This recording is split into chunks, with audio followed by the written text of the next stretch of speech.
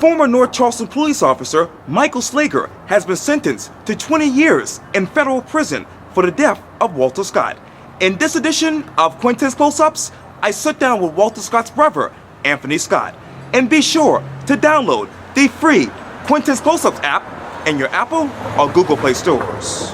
Mr. Scott. Hey, Quintin. It's so good to see you again. Good to see you, too.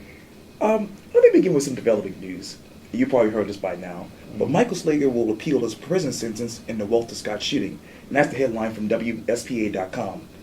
When you hear that he wants to appeal his prison sentence, where are you emotionally? Emotionally, I'm nothing, because I know that's a part of the procedure, and I know that in most cases, whatever it may be, especially when it's a lengthy time, it's always appeal. If there is an appeal made. Now, I don't think that they'll win the appeal, because I think Mr. Savage did a very good job on his case. So there was nothing that he didn't do during the case, so there would be no reason for an appeal. Justice. Attorney Chris Stewart said this during the press conference 2 weeks ago after Slager's conviction. He says this, quote, "Videos do not get you any justice anymore." Tell me, what got you guys justice for Walter? Well, the video was a major contributor, right? But our help came from the Lord. Mm. And if it wasn't for the Lord on our side, I mean, we wouldn't have won this. And Him guiding us, leading us, and directing us, and whom to contact, whom to bring on board, and whom He made available to us. Okay. Because He opened doors. And when He opened the doors, we just stepped in. Mm. The truth and the narratives. During the press conference, you said the truth was told, and I know a lot of your family members consistently said that there were narratives told during the entire ordeal. Tell me, what got people from believing the narratives to now hearing the truth in your mind? Well, the people, this is the way I feel about it, Quintin. The people that believed what the narrative was, that their mind hasn't changed. I don't believe that their mind have changed. It's the people that believe the truth from the beginning that makes the difference. I think it would have been difficult going to another jury of 12 of our peers, right, to hear this trial again. I think that the state put on a very good case, but Andy is a very good attorney, and he brings in doubt. And there was, I mean, like I told the court, you have to believe what you saw, not what the narrative is, not what they want you to believe you saw or heard, but what you actually saw and heard. The ram in the bush. You said this, quote, "God had a ram in the bush, and his name was Santana," meaning Phaedon Santana. Tell me, how else would you describe Phaedon Santana right now? If not the ram in the bush, then I would call him a David. And why I would call him a David, like in the Bible, fought off the lion, he fought off the bear, and he did these things with his bare hands. And Santana actually risked his own life into pursuing of taking this video, because actually, if you look at the video, the shots were being fired at a distance, but this young man never did stop shooting. He just continued following. And as he followed, the shots were actually headed toward in his direction, but he never shattered. He never stopped filming. He was on a mission, and he completed his mission. At the end of the day, Santana actually was there just for that purpose. Now, I don't know whether that's his only purpose in this life and on this world, but that was definitely one of them. I mean, and some people don't know that Santana actually just returned back to the United States the day before. Wow.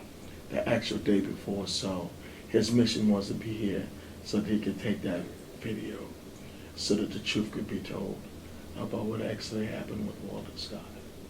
Forgiveness, and I should have asked you this earlier. You said that you basically forgive him. You also said during the press conference, and you said that, Slager reportedly apologized to the family before getting sentenced. And I know your mom said it, doesn't know why it took him so long to really apologize to the family. I'm wondering, how long did it take you to forgive him? Oh, it took me a long time.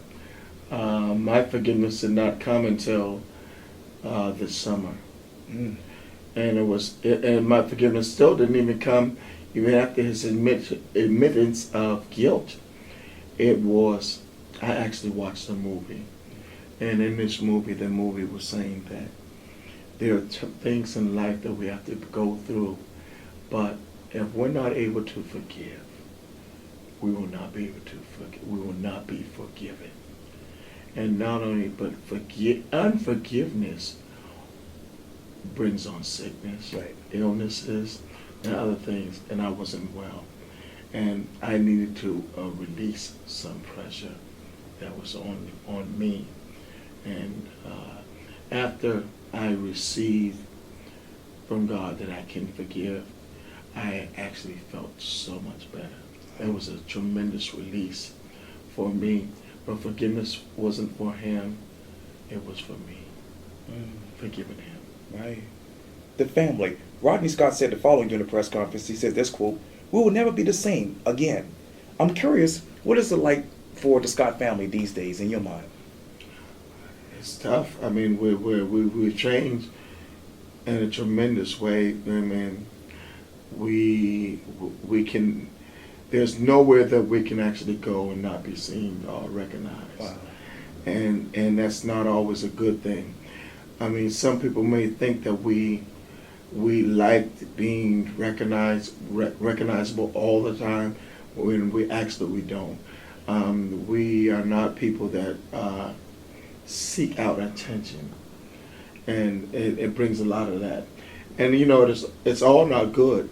And like Santana said, he said that it brings negative as well as positive attention. So I mean, you have to deal with them both. And then there are those individuals that don't feel like none of this was correct. So you deal with attitudes. You have to deal with them all. Right. And our family did not ask for this. God gave it to us. So we as a family, we learned to deal with it. How do you deal with that? How do you balance the positives and the negatives when it comes to attention in your mind? Well, one thing is this right here. We try to remain positive and humble. I mean, being humble is a very important thing. And in humbleness, God can use you. And when God can use you, when you're caught up in your pride and in yourself, then that leads to destruction. Wow. The law. Attorney Chris Stewart also said this during the press conference after Slager's conviction, quote, "No one is above the law." Tell me this, Anthony. How much do you and your family respect the law now? Well, we always respected the law. The laws are written for those that break them. The people that don't break the laws, they don't have to worry about it too much. But the laws is basically written for the ones that like to break them. And those ones their laws are needed because they have to be structured. And without structure, there's disaster.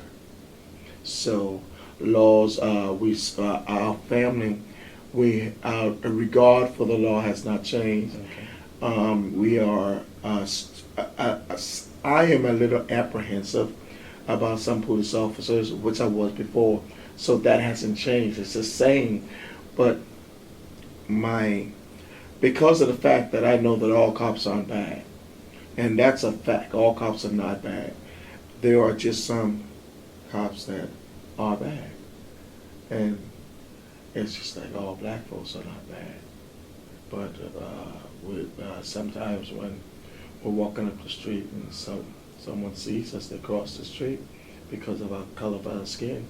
So, I mean, these are the things that we have to live with and deal with, but you have to look at people as individuals. That brings me to my next question.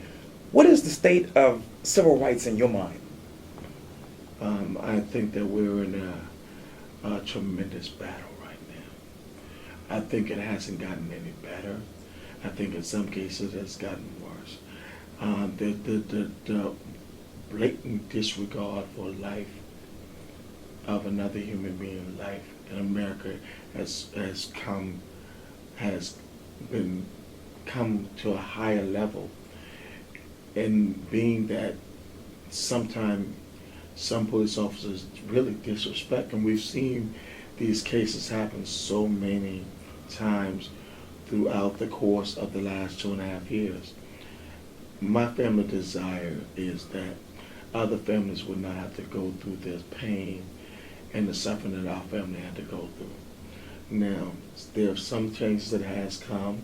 There's some changes that's coming, and what they are, I don't know. But I know one thing that was initiated right away was body cams, and that's a good thing for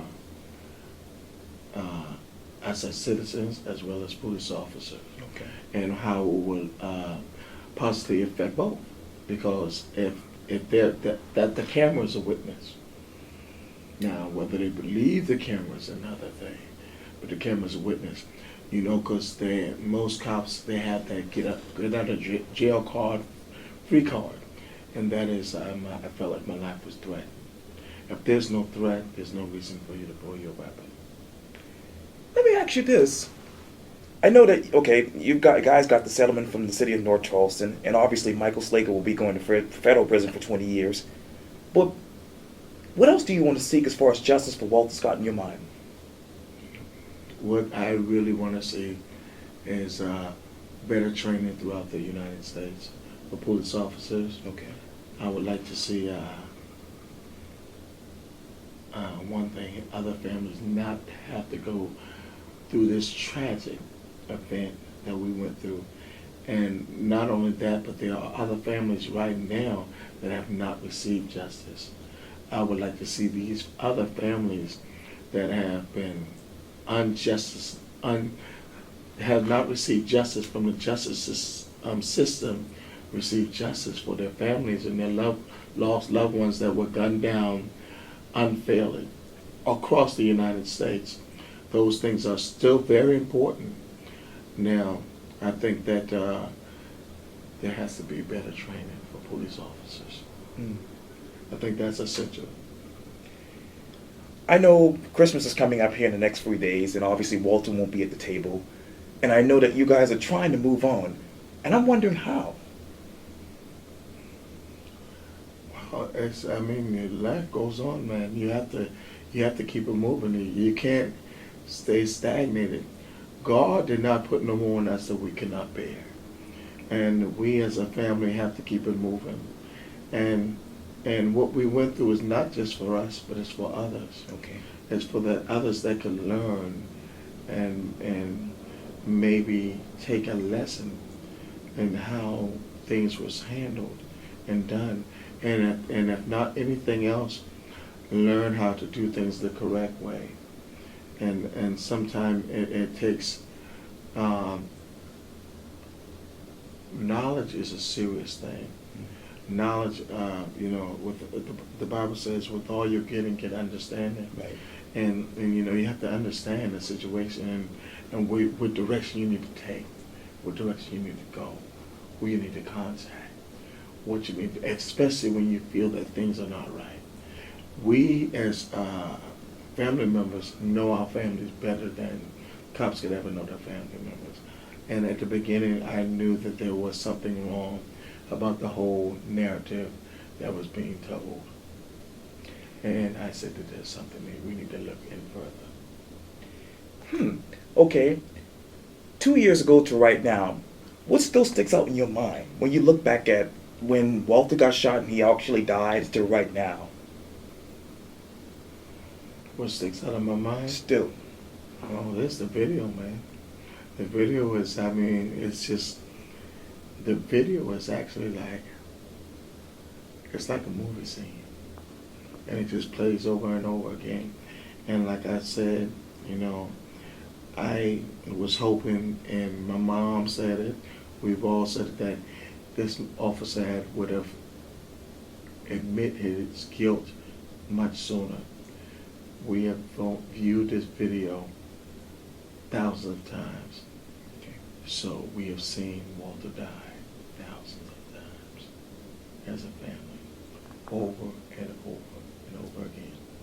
That's a tremendous impact, and that's very tough on a family to see their loved one be gunned down over and over and over again. Anthony Scott, thank you so much for your time. I really, really appreciate this. You're welcome. Thank you.